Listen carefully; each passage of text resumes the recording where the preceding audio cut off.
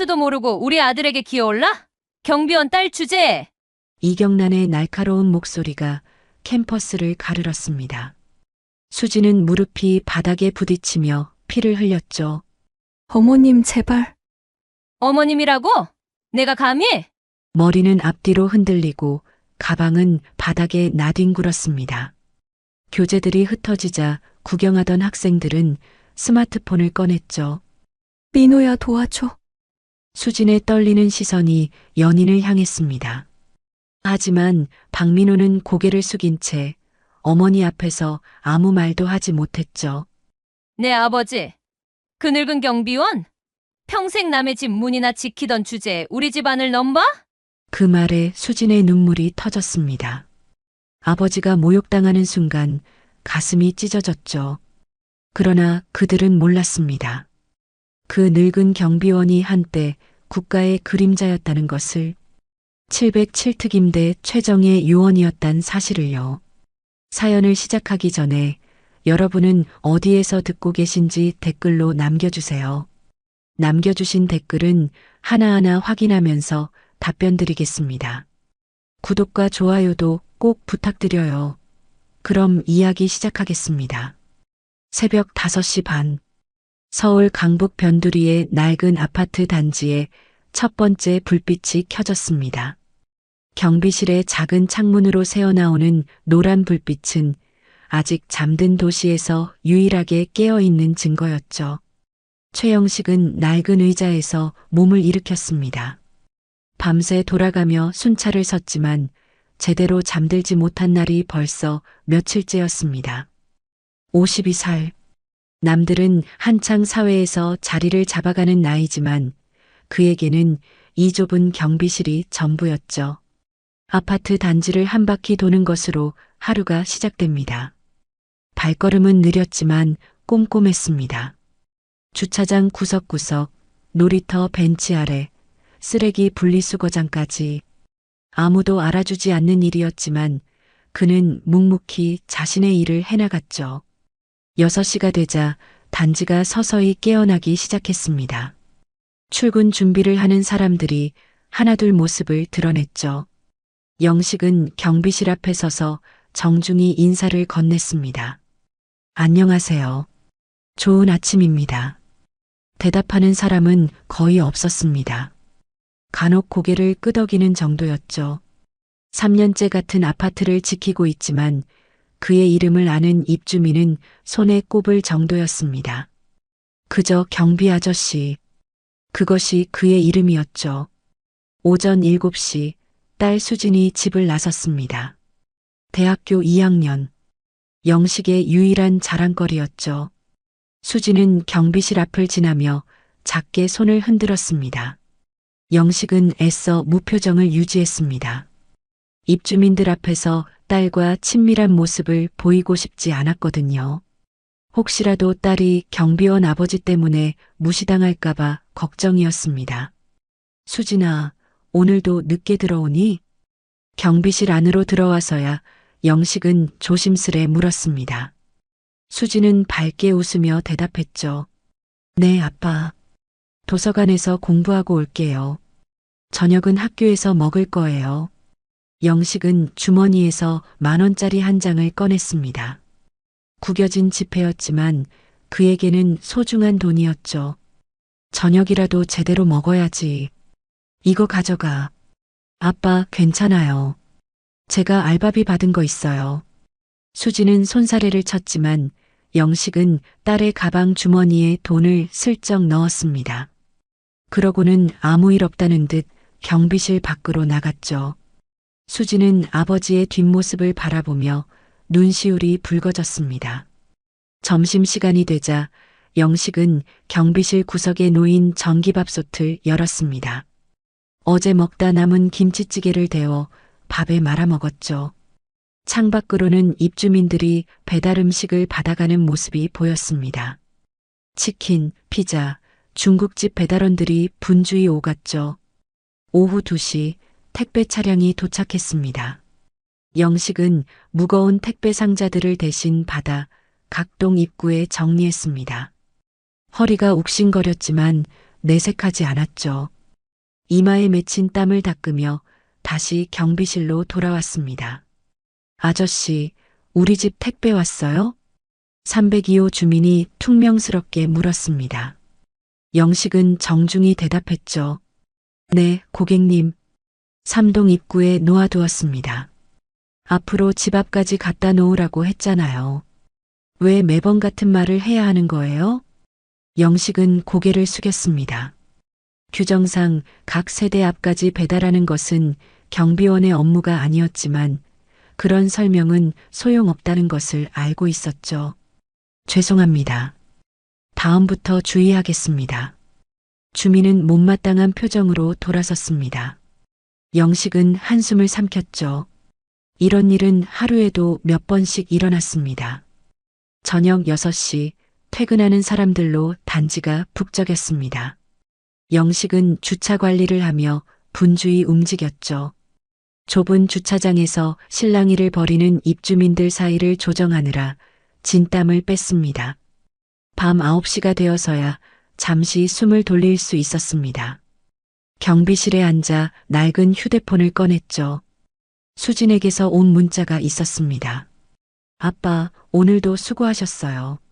사랑해요. 짧은 문자였지만 영식의 얼굴에 미소가 번졌습니다. 답장을 보내려다가 멈췄죠. 딸이 공부하는데 방해가 될까봐 걱정이었습니다. 10시 수진이 돌아왔습니다. 영식은 경비실 밖으로 나와 딸을 맞았죠. 많이 피곤하지? 얼른 들어가서 쉬어. 아빠는요? 또 밤새 일하실 거예요? 괜찮아. 아빠는 이제 익숙해졌어. 수진은 아버지의 손을 잡았습니다. 거칠고 갈라진 손이었죠.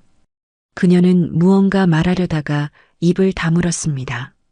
사실 오늘도 남자친구를 만나고 왔지만 아버지에게는 차마 말할 수 없었죠. 아버지가 걱정하실 것이 뻔했으니까요. 아빠, 제가 졸업하고 취직하면 이런 일 그만두실 거죠? 영식은 딸의 머리를 쓰다듬었습니다. 그럼 당연하지. 우리 수진이가 좋은 회사 들어가면 아빠도 편하게 쉴 수 있겠네. 하지만 영식은 알고 있었습니다. 딸이 졸업해도 자신은 계속 일해야 한다는 것을요. 전세금이라도 마련해줘야 시집을 보낼 수 있을 테니까요. 자정이 가까워지자 단지는 다시 고요해졌습니다. 영식은 순찰을 위해 손전등을 들었죠. 그때 주차장 구석에서 이상한 소리가 들렸습니다. 젊은 남녀가 다투는 것 같았죠. 가까이 다가가니 수진이었습니다. 낯선 남자와 함께 있었죠. 영식의 심장이 멎는 것 같았습니다. 수진아. 딸은 놀란 눈으로 아버지를 바라보았습니다. 옆에 있던 남자는 당황한 표정으로 고개를 숙였죠. 아빠, 이건 제가 설명할게요. 영식은 아무 말도 하지 못했습니다. 딸이 연애를 한다는 사실보다 자신에게 숨겼다는 사실이 더 가슴 아팠죠. 그래도 이해했습니다. 가난한 경비원 아버지가 부끄러웠을 거라고요.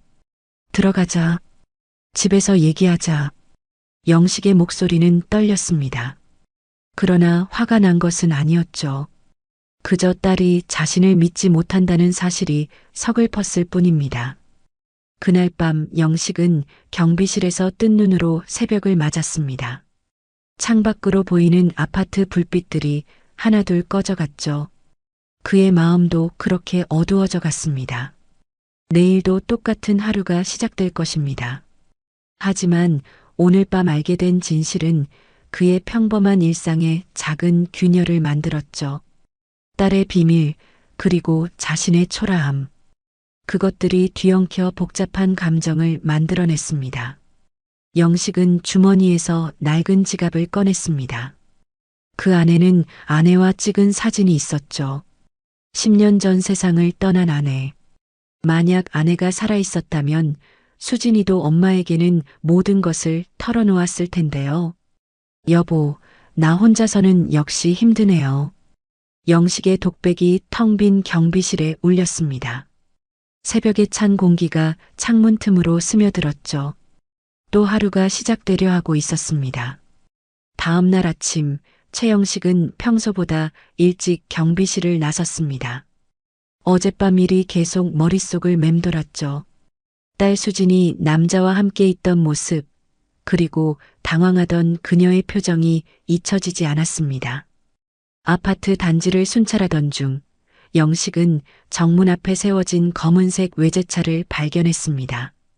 번호판도 특이했고 차종도 평소 이 동네에서는 보기 힘든 고급차였죠.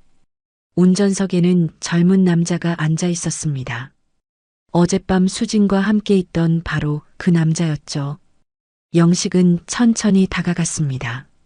남자는 영식을 보자 황급히 차에서 내렸습니다. 안녕하세요. 어제는 정말 죄송했습니다. 남자는 깊이 고개를 숙였습니다. 영식은 그를 찬찬히 살펴봤죠. 깔끔한 차림새, 고급스러운 시계, 품위 있는 말투. 분명 평범한 집안 아이는 아닌 것 같았습니다. 박민호라고 합니다. 수진이 학교 선배예요. 민호는 조심스럽게 자기소개를 했습니다. 영식은 잠시 침묵을 지켰죠. 그러고는 낮은 목소리로 물었습니다. 수진이를 만난 지는 얼마나 됐나요? 6개월 정도 됐습니다. 수진이가 아버님께 말씀드리기 어려워했어요. 제가 먼저 인사드렸어야 했는데 영식은 고개를 끄덕였습니다. 딸이 자신에게 숨긴 이유를 어렴풋이 알 것 같았죠. 가난한 아버지가 부담스러웠을 겁니다. 수진이 좋은 아이입니다. 잘 부탁드려요. 영식은 더 이상 묻지 않았습니다. 민호는 안도의 한숨을 내쉬었죠. 그런데 그때 민호의 휴대폰이 울렸습니다. 화면에 뜬 이름을 본 영식의 눈이 커졌습니다. 아버지 마이너스 대양건설이라는 글자가 선명했죠. 민호는 황급히 전화를 받으며 자리를 피했습니다. 영식은 그 뒷모습을 바라보며 복잡한 심정이 들었습니다. 대양건설이라면 전국적으로 유명한 대기업이었죠. 그런 집안 아들이 왜 수진을 만나는 걸까요? 점심시간 영식은 경비실에서 라면을 끓이고 있었습니다. 그때 수진이 찾아왔죠. 표정이 어두웠습니다. 아빠 화났어요? 영식은 고개를 저었습니다. 딸 옆에 앉으며 말했죠. 화난 게 아니야. 그냥 서운했을 뿐이야. 아빠한테도 말할 수 있었잖아. 죄송해요. 그런데 아빠가 걱정하실까봐. 수진의 말끝이 흐려졌습니다. 영식은 딸의 손을 잡았죠. 그 친구 좋은 사람이니? 네. 정말 좋은 사람이에요. 저한테 잘해주고 공부도 열심히 하고. 수진의 얼굴이 밝아졌습니다. 하지만 영식은 알아차렸죠. 딸이 무언가를 숨기고 있다는 것을요. 그래도 캐묻지 않았습니다. 딸이 행복하다면 그것으로 충분했으니까요. 며칠이 지났습니다. 민호는 종종 수진을 데리러 왔고 영식에게도 정중히 인사했죠. 겉으로는 평온해 보였지만 영식의 마음 한구석에는 불안감이 자리 잡았습니다. 어느 날 오후 영식은 관리사무소에 들렀다가 이상한 대화를 듣게 되었습니다. 대양건설 회장 아들이 여기 왔다며? 맞아요. 어제 관리소장님이 직접 만났대요. 우리 아파트를 재개발하는 것에 관심이 있다나 봐요. 영식의 심장이 쿵 내려앉았습니다. 대양건설 회장 아들이라면 민호를 말하는 건가요? 그렇다면 민호가 이곳에 온 진짜 이유는 무엇일까요? 그날 저녁 영식은 수진을 불렀습니다. 수진아, 민호 씨 집안에 대해 아는 게 있니? 수진은 놀란 표정을 지었습니다. 그러고는 시선을 피하며 대답했죠. 그냥 평범한 회사원 집안이라고 들었어요. 영식은 딸이 거짓말하고 있다는 것을 알았습니다. 하지만 추궁하지 않았죠. 딸에게도 나름의 이유가 있을 거라고 생각했습니다. 다음 날 영식은 우연히 민호와 마주쳤습니다. 민호는 전화 통화 중이었죠. 네, 아버지. 그 아파트 주민들 동향은 제가 파악하고 있습니다. 걱정 마세요. 영식은 발걸음을 멈췄습니다. 민호는 영식을 발견하고는 당황한 표정을 지었죠. 아저씨, 이건 제 일 때문에. 회사 일이에요. 수진이는 알고 있나요? 자네가 대양건설 회장 아들이라는 것을요. 민호는 입술을 깨물었습니다. 그리고 조용히 대답했죠. 모릅니다. 아직은 말하지 않았어요. 왜죠? 왜 숨기는 겁니까? 수진이가 부담스러워할까 봐요. 저는 정말 수진이를 사랑합니다. 집안이나 재산 때문이 아니라 수진이 자체가 좋아서요. 영식은 민호의 눈을 들여다봤습니다. 진실한 것 같기도 하고 아닌 것 같기도 했죠. 그런데 그때 민호의 전화가 또 울렸습니다. 네, 비서실장님. 제가 지금 바로 가겠습니다. 민호는 황급히 자리를 떴습니다. 영식은 그 뒷모습을 바라보며 깊은 한숨을 내쉬었죠. 뭔가 큰일이 일어날 것 같은 예감이 들었습니다.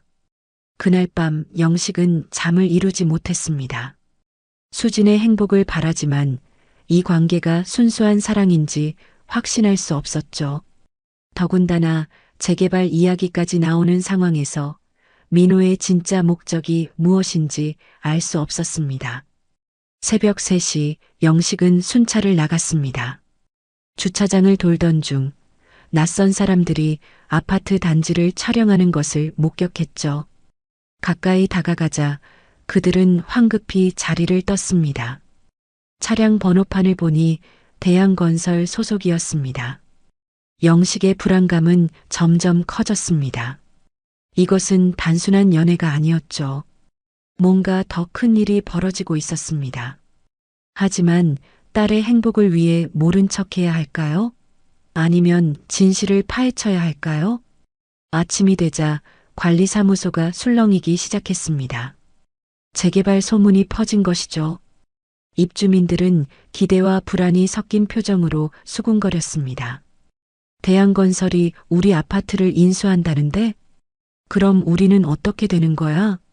영식은 경비실로 돌아왔습니다. 그때 수진이 찾아왔죠.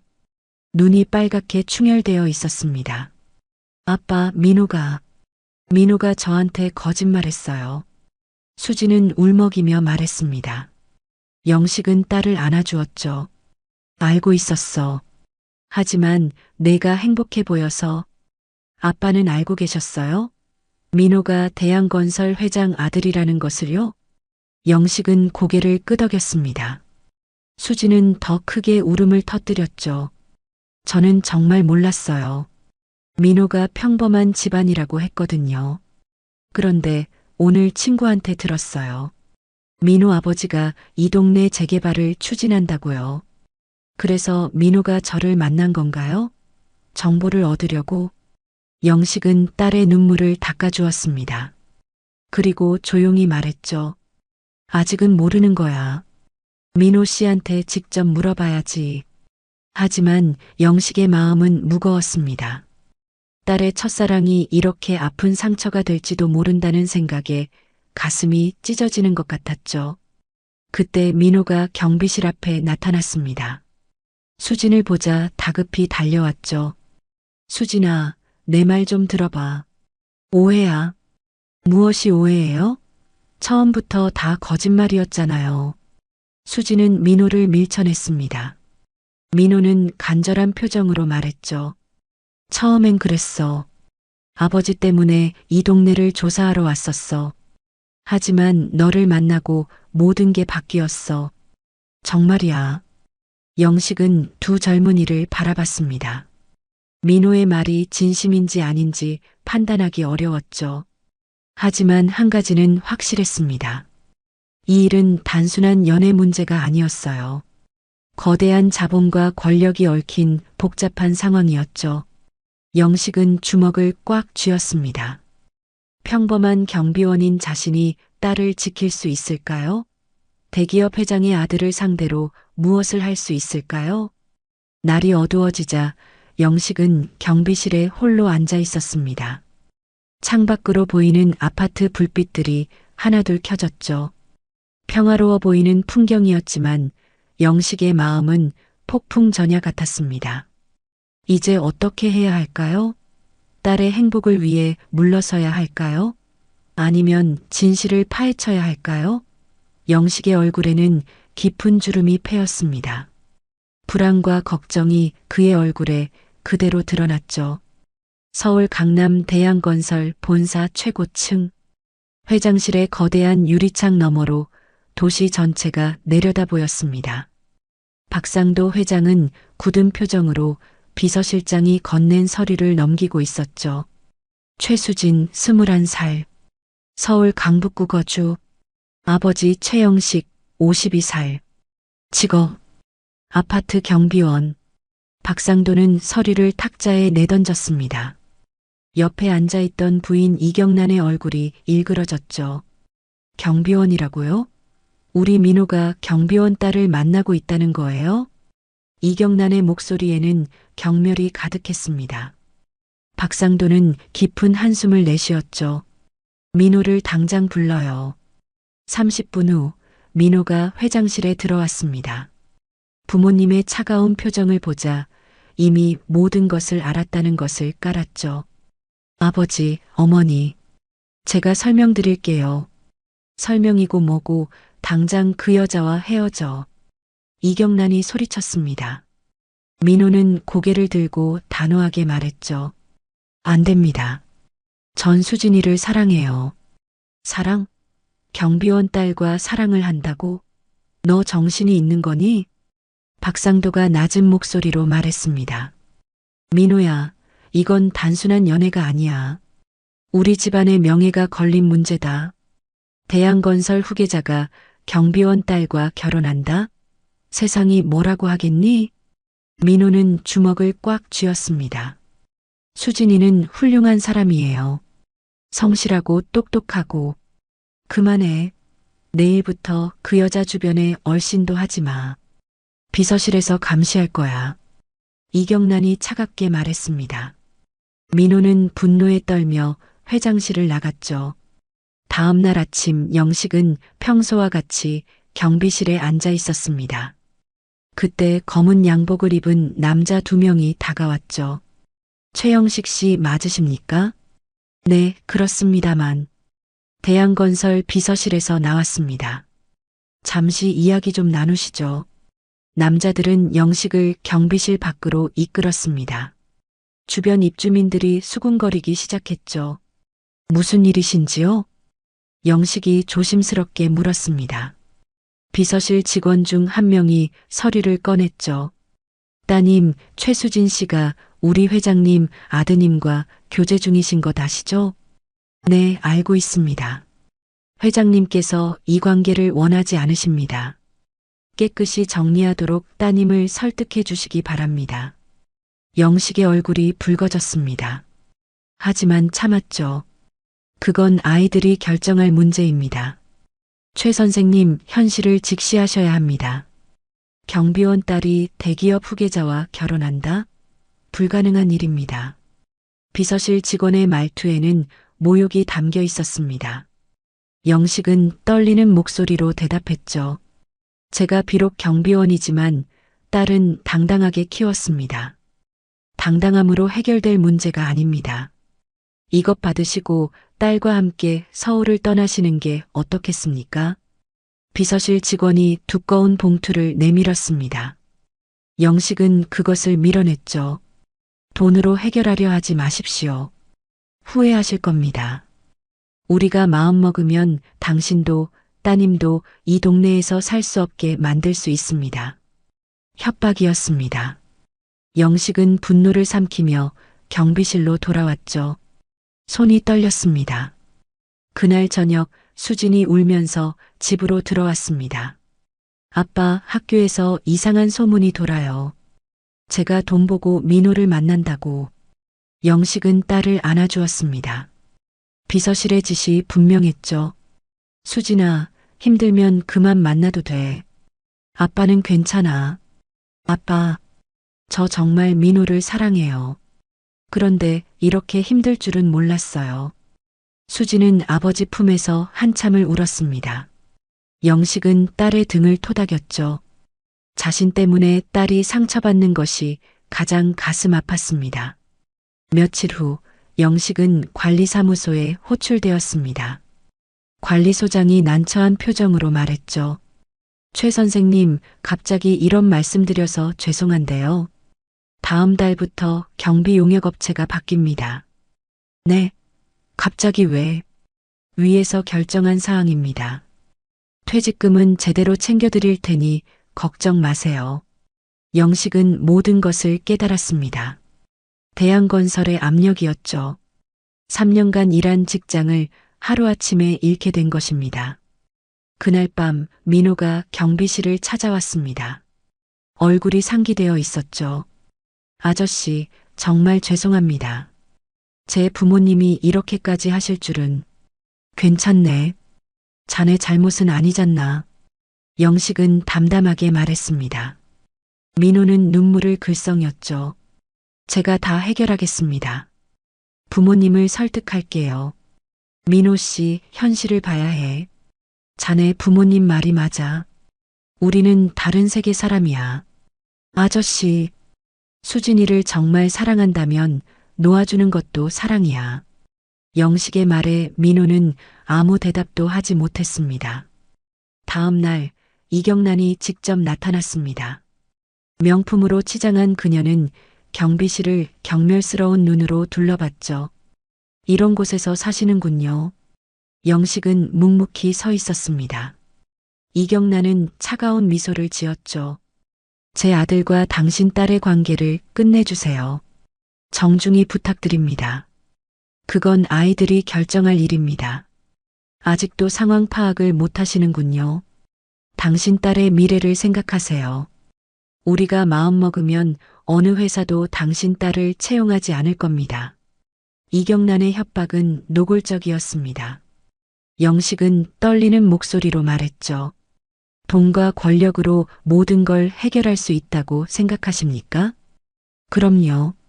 이 세상은 그렇게 돌아가니까요. 당신 같은 사람은 모르겠지만 이경란은 비웃듯 말했습니다.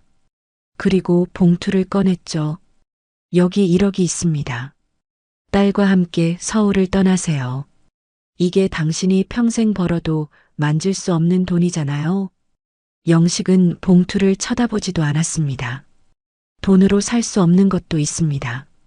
제 딸의 행복처럼요. 행복? 당신 딸이 우리 집안에 들어와서 행복할 것 같아요? 평생 무시당하고 손가락질 받을 텐데. 이경란의 말은 잔인했지만 현실적이었습니다. 영식은 대답할 수 없었죠. 그때 수진이 나타났습니다. 이경란과 아버지가 대치하는 모습을 보고 놀랐죠. 무슨 일이세요? 이경란은 수진을 위아래로 훑어봤습니다. 내가 최수진이구나. 내 아들과 헤어져라. 어머님. 어머님이라니?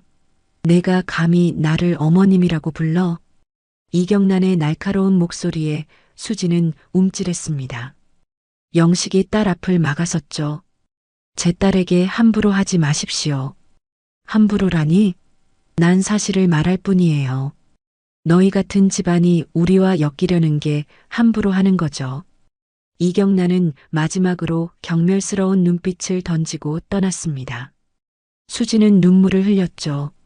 아빠, 미안해요. 다 쟤 때문에. 아니야. 내 잘못이 아니야. 영식은 딸을 꽉 안았습니다. 하지만 마음 한구석에서는 이경란의 말이 맴돌았죠. 정말 수진이 그런 집안에 들어가서 행복할 수 있을까요? 그날 밤 영식은 해고 통지서를 받았습니다. 다음 달부터 일할 곳이 없어진 것이죠. 퇴직금도 얼마 되지 않았습니다. 앞으로 어떻게 살아가야 할지 막막했습니다. 새벽 영식은 텅 빈 경비실에 홀로 앉아 있었습니다. 창밖은 캄캄했죠. 아파트 불빛도 모두 꺼진 시간이었습니다. 영식의 마음도 그렇게 어두웠습니다. 평생 성실하게 살아왔는데 이렇게 무너지는 것일까요? 돈과 권력 앞에서 서민은 이렇게 무력한 것일까요? 영식은 아내 사진을 꺼내봤습니다. 여보, 나 어떻게 해야 할까요? 수진이를 어떻게 지켜야 할까요? 대답은 없었습니다. 오직 차가운 침묵만이 경비실을 채웠죠. 영식은 깊은 한숨을 내쉬었습니다. 앞으로 더 큰 시련이 기다리고 있을 것 같았습니다. 목요일 오후 2시, 대학 캠퍼스 정문 앞은 수업을 마친 학생들로 붐비고 있었습니다. 최수진은 친구들과 함께 걸어 나오고 있었죠. 평범한 하루의 끝이 될 것 같았습니다. 그때 정문 앞에 세워진 검은색 리무진이 눈에 들어왔습니다. 차 옆에는 검은 양복을 입은 남자들이 서 있었죠. 수진은 불길한 예감에 발걸음을 멈췄습니다. 차 문이 열리고 이경란이 내렸습니다. 베이지색 정장에 선글라스를 낀 모습이었죠. 그녀는 수진을 발견하자 곧장 다가왔습니다. 최수진, 날카로운 목소리가 캠퍼스 앞 거리에 울려 퍼졌습니다. 지나가던 학생들이 하나둘 시선을 돌렸죠. 수진은 본능적으로 뒤로 물러났습니다.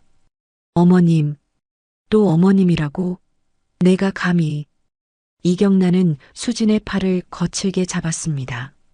수진이 놀라서 팔을 빼려 했지만 이경란의 손아귀는 단단했죠. 아직도 정신을 못 차렸구나. 내 아들 주변에 얼씬도 하지 말라고 했잖아. 주변에 사람들이 모이기 시작했습니다. 학생들은 수군거리며 스마트폰을 꺼내 들었죠. 수진의 얼굴이 빨갛게 달아올랐습니다. 저는 민호 씨를 사랑해요. 수진이 떨리는 목소리로 말했습니다. 이경란의 눈빛이 더욱 차가워졌죠. 사랑? 내가 사랑을 알아? 돈이 목적이면서. 그 순간 이경란의 손이 수진의 머리채를 움켜잡았습니다. 수진은 비명을 질렀죠. 아파요. 놓아주세요. 분수도 모르고 감히 우리 아들에게 기어올라.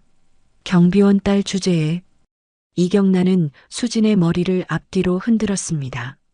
수진의 가방이 바닥에 떨어졌고 책들이 흩어졌죠.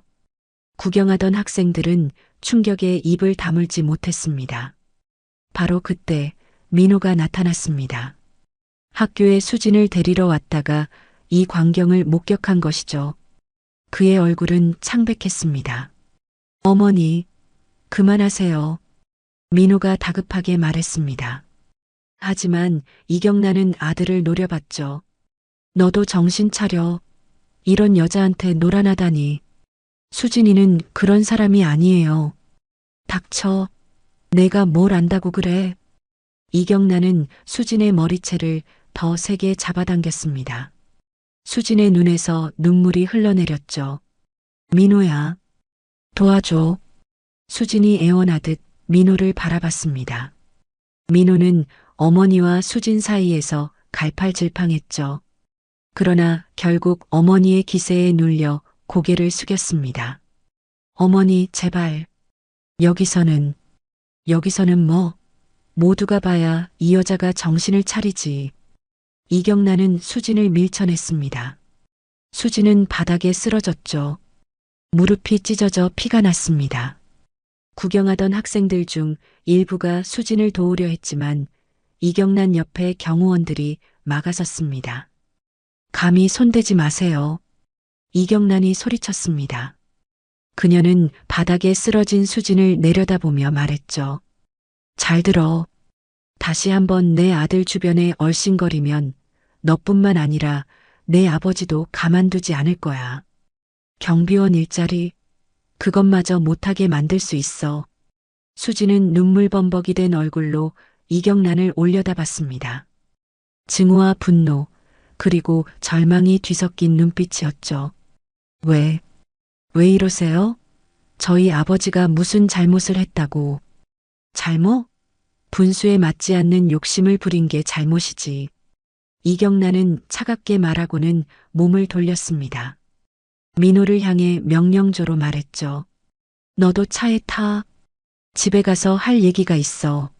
민호는 수진을 바라봤습니다. 미안하다는 표정이었지만 결국 어머니를 따라 차에 올랐죠. 수지는 믿을 수 없다는 표정으로 민호를 바라봤습니다. 민호야, 정말 이렇게 갈 거야? 민호는 대답하지 못했습니다. 차 문이 닫히고 리무진은 떠났죠. 수지는 바닥에 주저앉은 채 울음을 터뜨렸습니다. 주변에 모인 학생들은 안타까운 눈빛으로 수진을 바라봤지만 아무도 다가오지 않았습니다.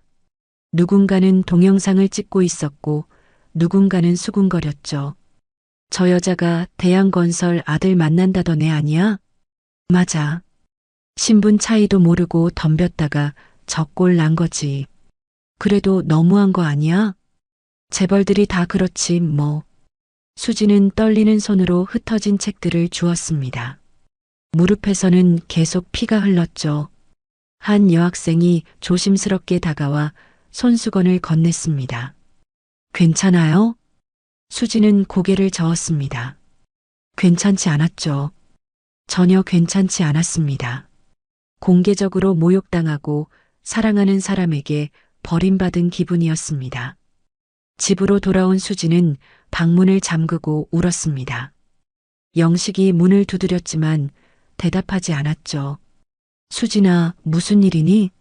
아빠한테 얘기해봐. 영식은 딸의 무릎에 난 상처를 보고 놀랐습니다. 하지만 수지는 아무 말도 하지 않았죠. 진실을 알면 아버지가 얼마나 상처받을지 알고 있었으니까요. 그날 밤 수지는 민호에게 문자를 보냈습니다. 어떻게 그럴 수 있어요? 저를 지켜주지도 못하면서 사랑한다고요? 답장은 오지 않았습니다. 수지는 베개에 얼굴을 묻고 흐느꼈죠. 새벽 3시 수지는 잠들지 못하고 창밖을 바라봤습니다. 아버지가 경비실에서 순찰 준비를 하는 모습이 보였죠. 구부정한 등, 느린 걸음. 평생 성실하게 살아온 아버지였습니다. 그런 아버지가 단지 경비원이라는 이유로 모욕당해야 하는 현실이 너무나 잔인했습니다. 수지는 주먹을 꽉 쥐었죠. 이대로는 안 돼. 뭔가 바꿔야 해. 수진의 눈빛이 변했습니다. 더 이상 울고만 있는 나약한 여자가 아니었죠. 복수심과 결의가 그녀의 눈에 불타올랐습니다. 다음 날 아침 수지는 거울 앞에 섰습니다. 부은 눈, 상처난 무릎. 하지만 표정은 단단했죠. 이경란 여사, 민호 씨. 두고 보세요. 제가 어떤 사람인지 보여드릴게요. 수지는 가방을 메고 집을 나섰습니다. 영식이 걱정스러운 눈빛으로 딸을 바라봤지만 수지는 애써 밝게 웃었죠. 아빠, 걱정하지 마세요. 이제 제가 알아서 할게요. 영식은 딸의 변화를 느꼈습니다. 무언가 결심한 듯한 눈빛이었죠. 불안했지만 딸을 믿기로 했습니다. 수지는 캠퍼스로 향했습니다. 어제의 모욕이 떠올랐지만 이를 악물었죠. 그때 휴대폰이 울렸습니다. 민호였습니다. 수진아, 미안해. 정말 미안해. 이제 와서 미안하다고요? 어머니를 설득하고 있어. 시간을 줘. 수지는 차갑게 웃었습니다. 필요 없어요. 이제 제 인생은 제가 개척할게요. 전화를 끄는 수진의 눈빛은 차가웠습니다. 하지만 그 안에는 뜨거운 결의가 타오르고 있었죠. 학교 도서관에 도착한 수진은 책상에 앉았습니다. 그리고 노트를 펼쳤죠. 거기에는 복수 계획이라는 글자가 적혀 있었습니다. 시작이에요. 이제부터가 진짜 시작. 수진의 입가에 미소가 번졌습니다. 차갑고도 결연한 미소였죠. 어제의 모욕과 절망이 그녀를 완전히 다른 사람으로 만들어버린 것입니다. 창밖으로 캠퍼스가 내려다 보였습니다. 평화로워 보이는 풍경이었지만 수진의 마음속에는 폭풍이 몰아치고 있었죠. 그녀는 펜을 들었습니다. 그리고 천천히 계획을 적어 내려가기 시작했죠. 첫 번째 목표는 명확했습니다. 이경란과 민호, 그리고 대양건설. 그들이 자신과 아버지에게 한 일을 절대 잊지 않을 것입니다.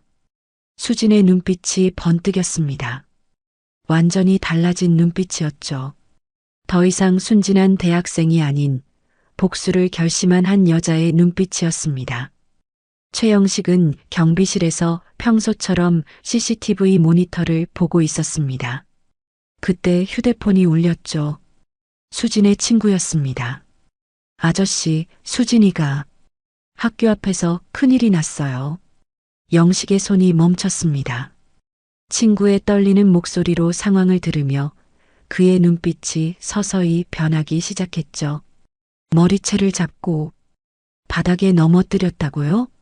전화를 끄는 영식은 잠시 가만히 서 있었습니다. 그리고 천천히 경비실 구석 캐비닛을 열었죠. 먼지 쌓인 상자 하나를 꺼냈습니다. 20년간 한 번도 열지 않았던 상자였죠. 상자 안에는 낡은 군번줄과 검은색 베레모가 있었습니다. 그리고 퇴색한 사진 한 장. 젊은 시절의 영식이 특수부대 전우들과 찍은 사진이었죠. 707특임대. 대한민국 최정예 대테러 부대의 이름이 선명했습니다. 영식은 사진을 내려다봤습니다. 한때 그는 국가의 그림자였습니다. 적진 깊숙이 침투하는 작전, 인질 구출, 요인 암살. 이름도 얼굴도 드러낼 수 없는 임무들을 수행했죠. 25년 전 마지막 작전이 떠올랐습니다. 북한 공작원 소탕 작전이었죠. 그날 영식은 12명의 적을 제압했습니다. 맨손으로요. 하지만 그 작전에서 전우를 잃었죠. 그리고 결심했습니다. 더 이상 폭력의 도구가 되지 않겠다고. 제대 후 그는 평범한 삶을 선택했습니다. 아내를 만나 결혼했고 수진이 태어났죠. 특수부대 출신이라는 사실은 아내에게조차 말하지 않았습니다. 그저 일반 군인이었다고만 했죠. 영식은 거울을 봤습니다. 52살의 늙은 경비원. 하지만 거울 속 눈빛은 달랐습니다. 20년 동안 잠들어 있던 무언가가 깨어나고 있었죠. 딸의 머리채가 잡혔다. 바닥에 쓰러졌다. 그 장면이 머릿속에 그려지자 영식의 주먹이 떨렸습니다. 분노가 아니었죠. 오래전 잊었다고 생각했던 살기였습니다. 영식은 천천히 일어났습니다. 몸의 움직임이 달라졌죠. 구부정했던 어깨가 펴졌고 느릿했던 걸음에 탄력이 생겼습니다. 근육이 기억하고 있었습니다. 한때 그가 얼마나 위험한 존재였는지를. 경비실을 나서는 영식의 뒷모습을 본 택배기사가 놀랐습니다. 평소의 순한 경비 아저씨가 아니었죠. 포식자의 걸음걸이였습니다. 영식은 택시를 잡았습니다. 목적지는 대양건설 본사였죠. 운전기사가 백미러로 영식을 봤다가 움찔했습니다. 차가운 눈빛이 섬뜩했거든요. 차 안에서 영식은 손을 폈다 쥐었다 반복했습니다. 관절이 딱딱 소리를 냈죠. 20년 만이었지만 몸은 기억하고 있었습니다. 7초 안에 성인 남성을 무력화시키는 방법을요. 대양건설 앞에 도착한 영식은 잠시 멈췄습니다. 숨을 깊게 들이쉬었죠. 아직은 때가 아니었습니다. 먼저 정보를 수집해야 했죠. 적을 알아야 싸울 수 있으니까요. 영식은 몸을 돌렸습니다. 하지만 그의 눈빛은 변하지 않았죠. 차갑고 날카로운 눈빛. 특수부대 시절 그림자라는 암호명으로 불렸던 그 시절의 눈빛이었습니다. 집으로 돌아온 영식은 컴퓨터를 켰습니다. 그리고 오래된 연락처를 찾았죠. 저녁 후 한 번도 연락하지 않았던 전우들의 번호였습니다. 나야. 최영식. 전화 너머로 놀란 목소리가 들렸습니다. 그림자? 정말 내가 맞아? 도움이 필요해. 짧은 대화였지만 전우는 모든 것을 이해했습니다. 한때 생사를 함께했던 형제들이었으니까요. 영식은 전화를 끊고 창밖을 봤습니다. 평화로운 아파트 단지의 풍경이었죠. 하지만 그의 마음속에서는 전쟁이 시작되고 있었습니다. 20년간 묻어뒀던 과거가 되살아나고 있었죠. 그날 밤 수진이 울며 들어왔을 때 영식은 아무 말도 하지 않았습니다. 그저 딸을 안아주었죠. 하지만 딸이 모르는 사이 그의 눈빛은 차갑게 빛났습니다. 걱정 마. 아빠가 다 해결할게. 낮은 목소리였지만 그 안에는 위험한 결의가 담겨 있었습니다. 새벽 5시 대양건설 본사 지하 주차장에 한 남자가 서 있었습니다. 최영식이었죠. 그는 박상도 회장의 출근 시간을 알고 있었습니다. 매일 아침 6시 정각. 재벌 총수답게 철저한 시간 관리를 하는 사람이었죠. 영식의 손에는 갈색 서류 봉투가 들려 있었습니다. 20년 전 특수부대에서 비밀작전을 수행하던 시절에 입수한 자료였죠. 당시 그는 북한과 연계된 국내 기업들의 자금 흐름을 추적하는 임무를 맡았었습니다. 대양건설도 그 명단에 있었습니다. 구소련 붕괴 직후 북한을 통해 러시아 무기 밀매에 관여했던 정황이 포착되었죠.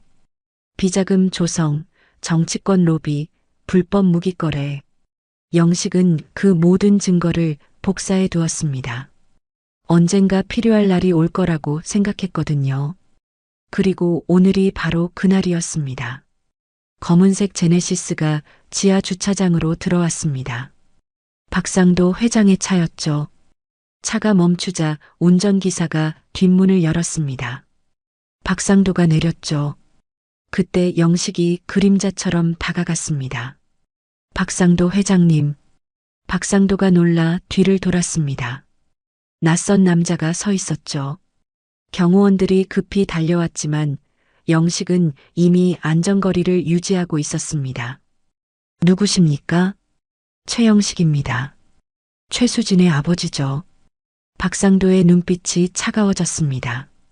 경비원이 감히 자신을 찾아왔다는 것에 분노가 치밀었죠. 어떻게 여기까지 들어왔습니까? 경호실장, 이 사람 당장 내보내. 경호원들이 영식에게 다가왔습니다. 하지만 영식은 미동도 하지 않았죠. 그리고 조용히 말했습니다. 1998년 12월 블라디보스토크에서 북한 무역상을 통해 러시아제 무기를 밀수입한 일 기억하시죠? 박상도의 얼굴이 순간 굳었습니다. 경호원들에게 손짓해 물러서게 했죠. 무슨 소리를 하는 겁니까? 영식은 봉투를 꺼냈습니다. 이 안에 그날의 거래 내역서, 계좌 추적 자료, 관련자 명단이 있습니다. 회장님 친필 서명이 있는 문서도 있죠. 박상도의 얼굴이 창백해졌습니다. 그 사건은 철저히 묻혀진 일이었죠. 관련자들도 모두 처리했다고 믿었습니다. 그런데 어떻게 이 남자가 알고 있는 걸까요? 증거도 없이 협박하려는 겁니까? 영식은 봉투에서 사진 한 장을 꺼냈습니다. 젊은 시절의 박상도가 북한 무역상과 악수하는 장면이었죠. 배경에는 무기 상자들이 보였습니다. 이것은 시작에 불과합니다. 2003년 정치자금, 2008년 부동산 투기, 2012년 주가 조작, 다 가지고 있습니다. 박상도는 믿을 수 없다는 표정으로 영식을 바라봤습니다. 당신은 대체 누구입니까? 저는 그저 평범한 경비원입니다. 다만 과거에 국가를 위해 일했던 사람이죠. 영식의 눈빛이 날카롭게 빛났습니다. 박상도는 그 눈빛에서 위험을 감지했죠.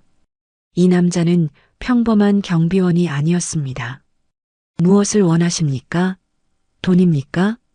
돈이 필요했다면 진작 팔았겠죠. 전 단 하나만 원합니다. 제 딸을 건드리지 마십시오. 박상도는 주먹을 쥐었습니다. 협상하는 것이 익숙한 그였지만 지금은 완전히 수세에 몰렸죠. 그 자료를 언론에 공개하면 당신도 무사하지 못할 겁니다. 저는 잃을 게 없는 사람입니다. 하지만 회장님은 다르죠. 대양건설, 가족 명예, 모든 걸 잃게 될 겁니다. 영식은 한 걸음 다가섰습니다. 경호원들이 긴장했지만 박상도가 제지했죠. 며칠 전 부인께서 제 딸을 공개적으로 모욕했습니다. 머리채를 잡고 바닥에 넘어뜨렸죠. 영식의 목소리가 낮아졌습니다. 살기가 느껴졌죠. 다시는 그런 일이 없어야 합니다. 제 딸뿐 아니라 저에 대한 어떤 보복도 하지 마십시오. 그렇지 않으면 영식은 봉투를 박상도에게 던졌습니다. 이것은 복사본입니다. 원본은 안전한 곳에 있고 제게 무슨 일이 생기면 자동으로 언론사 5곳에 배포됩니다. 박상도는 봉투를 열어봤습니다. 서류들을 훑어보던 그의 손이 떨렸죠. 모두 진짜였습니다. 이것이 공개되면 대양건설은 끝이었죠. 특수부대, 당신이 그 그림자입니까? 박상도가 놀란 목소리로 물었습니다. 영식은 대답하지 않고 몸을 돌렸죠. 아, 그리고 한 가지 더. 재개발 건도 깨끗이 포기하십시오. 서민들의 삶을 더 이상 위협하지 마시길. 영식이 걸어가는 것을 보며 박상도는 아무것도 할 수 없었습니다. 완벽한 패배였죠. 회장실로 돌아온 박상도는 의자에 무너져 앉았습니다. 비서실장이 들어왔죠. 회장님, 무슨 일이? 최영식이라는 사람 조사해봐. 군 경력, 특히 특수부대 쪽을 중점적으로. 1시간 후 비서실장이 보고서를 가져왔습니다. 707특임대 출신입니다. 암호명 그림자. 1급 기밀 작전만 18건. 자세한 내용은 국방부에서도 열람 불가입니다. 박상도는 깊은 한숨을 내쉬었습니다. 최악의 상대를 건드린 것이죠. 부인께 연락해. 최수진이라는 여자를 절대 건드리지 말라고. 그날 저녁 이경란은 남편의 말을 듣고 믿을 수 없어 했습니다. 경비원이 우리를 협박한다고요? 그게 말이 돼요? 그는 평범한 경비원이 아니야. 우리가 상대할 수 있는 사람이 아니야. 박상도는 아내에게 사진을 보여줬습니다. 이경란의 얼굴이 하얗게 질렸죠. 이게 정말 민호와 그 여자의 일에서 완전히 손을 떼. 이건 명령이야. 한편 영식은 경비실로 돌아왔습니다. 표정은 평온했지만 안도의 한숨을 내쉬었죠. 사실 그가 가진 자료는 그리 완벽하지 않았습니다. 하지만 블러핑은 성공했죠. 그때 휴대폰이 울렸습니다. 옛 전우였습니다. 그림자, 도움이 필요하면 언제든 연락해. 형제들이 기다리고 있어. 고맙다. 하지만 이제 끝났어. 영식은 전화를 끊고 창밖을 봤습니다. 아파트 단지에 평화가 찾아온 것 같았죠. 하지만 그는 알고 있었습니다. 이것이 끝이 아니라는 것을요. 박상도 같은 사람이 순순히 물러설 리 없었습니다. 반격을 준비할 것이 분명했죠. 영식은 경계를 늦추지 않기로 했습니다. 그날 밤 수진이 경비실을 찾아왔습니다. 아빠, 오늘 이상한 일이 있었어요. 민호 어머니가 전화해서 사과했어요. 영식은 놀라지 않은 척했습니다. 그래, 잘 됐구나. 근데 너무 갑작스러워서 무슨 일이 있었던 거 아니에요? 영식은 딸의 머리를 쓰다듬었습니다. 아무 일도 없어. 그냥 그분들이 잘못을 깨달은 거겠지. 수지는 고개를 갸웃했지만 더 묻지 않았습니다. 아버지를 믿었으니까요. 하지만 영식은 알고 있었습니다. 박상도가 분명 다른 방법을 찾을 거라는 것을요. 재벌의 자존심은 쉽게 꺾이지 않으니까요. 영식은 주머니에서 낡은 군번줄을 만졌습니다. 필요하다면 다시 그림자가 될 준비가 되어 있었죠. 딸을 지키기 위해서라면 그는 무엇이든 할 수 있었습니다. 월요일 아침 9시 대한경제신문 일면에 충격적인 기사가 실렸습니다. 대한건설 300억 규모 비자금 조성 의혹. 부제목은 더 충격적이었죠. 정치권 로비 정황 포착, 검찰 수사 착수. 기사는 상세했습니다. 해외 페이퍼 컴퍼니를 통한 자금 세탁, 가공 거래를 통한 비자금 조성, 그리고 정치인들에게 흘러간 검은 돈의 흐름까지. 기자가 입수했다는 내부 문건 사진도 함께 실렸죠. 박상도 회장은 회장실에서 신문을 구겨 던졌습니다. 손이 떨렸죠. 비서실장, 당장 홍보팀 불러. 하지만 이미 늦었습니다. 오전 10시 검찰이 대양건설 본사에 들이닥쳤죠. 압수수색 영장을 들고 온 수사관들이 회계 자료를 봉인하기 시작했습니다. 주식시장이 열리자 대양건설 주가는 폭락했습니다. 하한가를 찍었죠. 투자자들의 매도 주문이 쏟아졌고 시가총액 수천억이 순식간에 증발했습니다. 오후가 되자 상황은 더 악화되었습니다. 협력업체들이 하나둘 계약 해지를 통보해 왔죠. 죄송합니다, 회장님. 저희도 살아야 해서요. 이런 상황에서는 함께할 수 없습니다. 박상도는 믿었던 사람들의 배신에 치를 떨었습니다. 하지만 그들을 원망할 수도 없었죠. 침몰하는 배에서 도망치는 것은 당연한 일이니까요. 화요일 추가 보도가 나왔습니다. 이번엔 대양건설의 부실 시공 의혹이었죠. 내부 고발자의 증언과 함께 안전검사 조작 문서까지 공개되었습니다. 국토교통부가 즉각 감사에 착수했고 진행 중인 공사들이 전면 중단되었습니다. 하루 손실만 수십억이었죠. 박상도는 변호사들과 밤새 대책회의를 했지만 뾰족한 수가 없었습니다. 증거가 너무 명확했거든요. 누군가 치밀하게 준비한 공격이었습니다. 수요일 아침 박상도는 결심했습니다. 자존심을 버리기로요. 비서에게 지시했죠. 최영식 씨 연락처를 알아와. 1시간 후 박상도는 직접 운전해서 강북으로 향했습니다. 경호원도 없이 혼자였죠. 낡은 아파트 단지 앞에 차를 세운 그는 잠시 망설였습니다. 대한민국 재벌이 이런 곳까지 와야 하다니요. 경비실 문을 두드렸습니다. 영식이 나왔죠.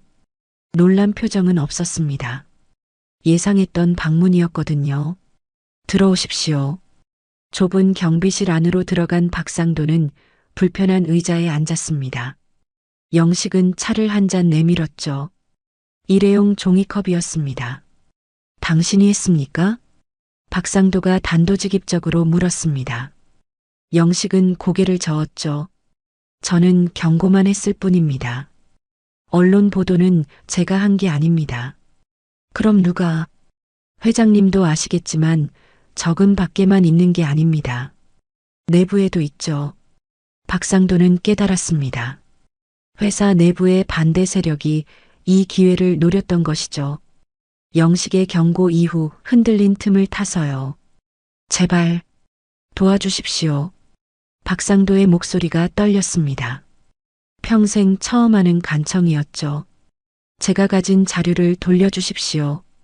그것만 있으면 반격할 수 있습니다. 영식은 잠시 침묵했습니다. 그리고 조용히 말했죠. 조건이 있습니다. 무엇이든 들어드리겠습니다. 첫째, 서민들을 착취하는 사업에서 손을 떼십시오. 둘째, 불법으로 축적한 재산의 일부를 사회에 환원하십시오. 박상도는 주먹을 쥐었습니다. 하지만 선택의 여지가 없었죠. 그리고 마지막으로 영식이 박상도를 똑바로 바라봤습니다. 제 딸에게 진심으로 사과하십시오. 부인과 함께요. 박상도는 고개를 떨구었습니다. 자존심이 무너지는 순간이었죠. 하지만 회사를 살리려면 어쩔 수 없었습니다. 알겠습니다. 모두 따르겠습니다. 목요일 오후 이경란과 박상도가 영식의 집을 찾았습니다. 수진은 놀란 눈으로 그들을 맞았죠. 이경란은 처음으로 수진 앞에서 고개를 숙였습니다. 미안합니다. 제가 너무 많은 상처를 줬네요. 수지는 당황했습니다. 그토록 오만했던 여자가 사과하다니요. 저도 예의가 없었습니다. 박상도가 나섰습니다. 우리가 잘못했습니다. 편견과 오만으로 당신들을 대했죠. 용서해 주십시오. 영식은 딸을 바라봤습니다. 수진이 고개를 끄덕였죠. 저는 괜찮아요. 하지만 민호 씨는 민호도 설득하겠습니다. 그 아이가 정말 당신을 사랑한다면 우리도 받아들이겠습니다. 박상도의 말에 이경란이 입술을 깨물었지만 반대하지 않았습니다. 회사가 무너지면 모든 것을 잃게 되니까요. 금요일 영식은 약속을 지켰습니다. 익명의 제보로 대양건설에 유리한 자료들이 언론에 흘러나갔죠. 경쟁사의 공작이었다는 증거, 내부 고발자의 거짓 증언 녹취록 등이었습니다. 여론이 조금씩 바뀌기 시작했습니다. 대양건설 주가도 반등했죠. 완전한 회복은 아니었지만 최악의 위기는 넘긴 것 같았습니다. 토요일 저녁 민호가 수진을 찾아왔습니다. 그의 표정은 복잡했죠. 수진아, 우리 부모님이 다 얘기해 주셨어. 아버님이 우리를 도와주셨다고. 수진도 이제 알고 있었습니다. 평범한 경비원인 줄만 알았던 아버지가 실은 특별한 사람이었다는 것을요. 민호야, 우리 다시 시작할 수 있을까? 그래야지. 이번엔 정말 제대로. 두 사람은 서로를 끌어안았습니다. 영식은 멀리서 그 모습을 지켜봤죠. 딸의 행복한 표정을 보니 모든 고생이 보상받는 것 같았습니다. 일요일 아침 박상도는 기자회견을 열었습니다. 대양건설은 앞으로 사회적 책임을 다하는 기업이 되겠습니다. 이익의 10%를 사회환원 사업에 투자하겠습니다. 기자들이 놀랐습니다. 대양건설이 이런 결정을 내릴 줄은 몰랐거든요. 그리고 개인적으로 제가 가진 재산의 일부를 장학재단 설립에 기부하겠습니다. 이것도 영식과의 약속이었습니다. 박상도는 쓴웃음을 지었죠. 경비원 한 명에게 이렇게 무릎을 꿇다니요. 하지만 이상하게도 마음이 편했습니다. 월요일 영식은 다시 경비실로 돌아왔습니다. 해고 통보는 취소되었죠. 박상도가 관리사무소에 압력을 넣어서였습니다. 평범한 일상이 돌아온 것 같았습니다. 하지만 영식은 알고 있었죠. 이제 모든 것이 달라졌다는 것을요. 점심시간 수진이 도시락을 들고 왔습니다. 아빠, 같이 먹어요. 그래, 오랜만이네. 부녀는 경비실에서 소박한 점심을 먹었습니다. 김치찌개와 계란말이. 평범한 반찬이었지만 영식에게는 최고의 만찬이었죠. 아빠, 정말 특수부대 출신이었어요? 수진이 조심스럽게 물었습니다. 영식은 잠시 망설이다가 고개를 끄덕였죠. 옛날 일이야. 이제는 그저 평범한 아빠일 뿐이야. 평범하지 않아요. 우리 아빠는 영웅이에요. 수진의 말에 영식은 쑥스럽게 웃었습니다. 그날 저녁 영식은 아내 사진 앞에 섰습니다. 여보, 우리 수진이 이제 행복할 수 있을 것 같아요. 당신이 보고 싶어요. 창밖으로 노을이 지고 있었습니다. 붉은 하늘이 아름다웠죠. 영식의 얼굴에도 평화가 깃들었습니다. 하지만 그는 경계를 완전히 풀지 않았습니다. 박상도 같은 사람은 쉽게 변하지 않으니까요. 언제든 다시 위협이 될 수 있었죠. 영식은 서랍 깊숙이 숨겨둔 또 다른 서류들을 확인했습니다. 만약의 사태에 대비한 보험이었죠. 평화는 찾아왔지만 전쟁은 아직 끝나지 않았습니다.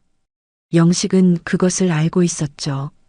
하지만 적어도 지금 이 순간만큼은 딸의 웃음소리를 들으며 행복했습니다. 봄날의 토요일 오후 2시, 강북의 낡은 아파트 단지가 축제 분위기로 들썩였습니다. 경비실 옆 작은 공터에 하얀 천막이 설치되었고 플라스틱 의자들이 줄지어 놓였죠. 호텔 결혼식장과는 비교할 수 없을 만큼 소박했지만 그 어느 곳보다 따뜻한 공간이었습니다. 최수진과 박민호의 결혼식이었습니다. 영식은 경비복 대신 깔끔한 정장을 입고 있었습니다. 3년 전 아내 장례식 이후 처음 꺼낸 옷이었죠. 거울을 보며 넥타이를 매는 손이 떨렸습니다. 딸을 시집 보내는 아버지의 마음은 복잡했습니다. 아빠, 준비됐어요? 웨딩드레스를 입은 수진이 경비실로 들어왔습니다. 비싼 드레스는 아니었지만 수진의 얼굴에서 나오는 행복한 빛이 그 어떤 장식보다 아름다웠죠. 우리 딸이 정말 예쁘구나. 영식의 눈가가 촉촉해졌습니다. 수진은 아버지의 팔을 꼈죠. 아빠 덕분에 오늘이 있는 거예요. 정말 고마워요. 공터로 나가니 동네 주민들이 모여 있었습니다. 302호 할머니, 택배 아저씨, 슈퍼 사장님, 분식집 아주머니. 모두가 수진을 어릴 때부터 지켜본 이웃들이었죠. 어머, 수진이 너무 예쁘다. 영식 씨, 딸 시집 보내니까 기분이 어때요? 주민들의 축하 인사가 이어졌습니다. 값비싼 축의금은 없었지만 진심 어린 마음들이 모였죠. 그때 검은색 제네시스가 도착했습니다. 박상도와 이경란이 내렸죠. 두 사람의 표정은 예전과 완전히 달랐습니다. 오만함 대신 겸손함이, 차가움 대신 따뜻함이 있었습니다. 이경란이 수진에게 다가왔습니다. 수진아, 정말 아름답구나. 우리 며느리가 되어줘서 고마워.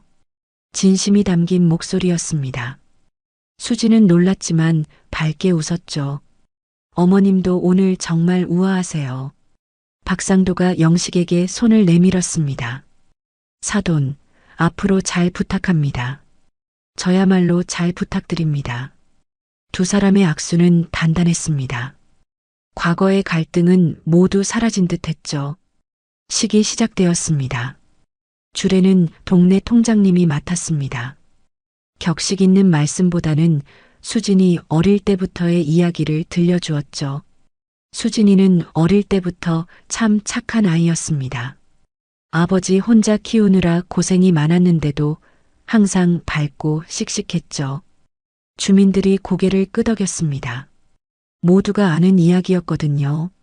반지 교환 시간이 되었습니다. 민호가 수진의 손에 반지를 끼워주며 말했죠. 수진아, 평생 행복하게 해줄게. 저도 민호 씨를 행복하게 해드릴게요. 두 사람이 입맞춤을 하자 박수가 터져 나왔습니다. 영식은 손수건으로 눈물을 닦았죠. 피로연은 더욱 소박했습니다. 동네 분식집에서 만든 김밥과 떡볶이, 순대. 호텔 뷔페와는 비교도 안 되지만 정성이 가득했죠.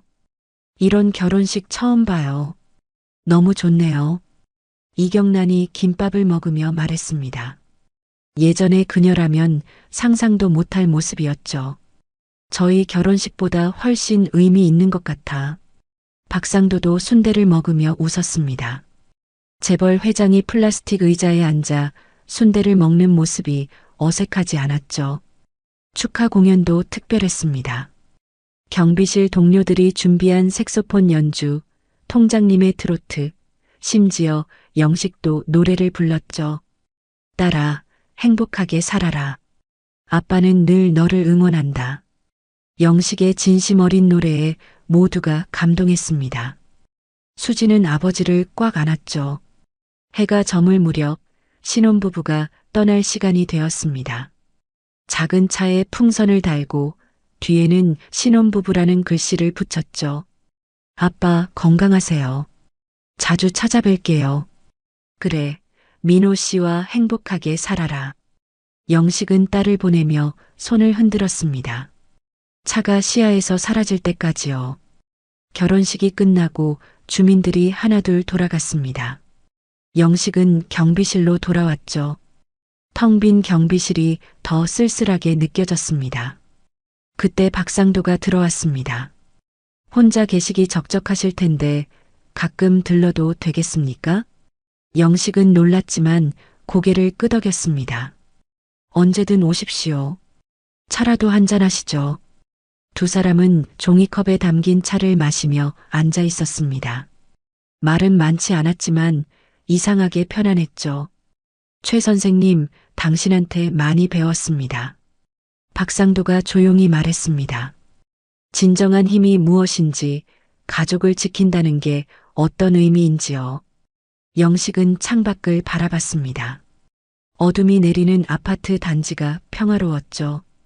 전 그저 아버지로서 할 일을 했을 뿐입니다. 그게 가장 위대한 일이었습니다. 박상도는 일어나며 인사했습니다. 돌아가는 그의 뒷모습이 예전과는 달랐죠. 거만함이 사라지고 겸손함이 묻어났습니다. 다음 날부터 영식은 다시 평범한 일상으로 돌아왔습니다.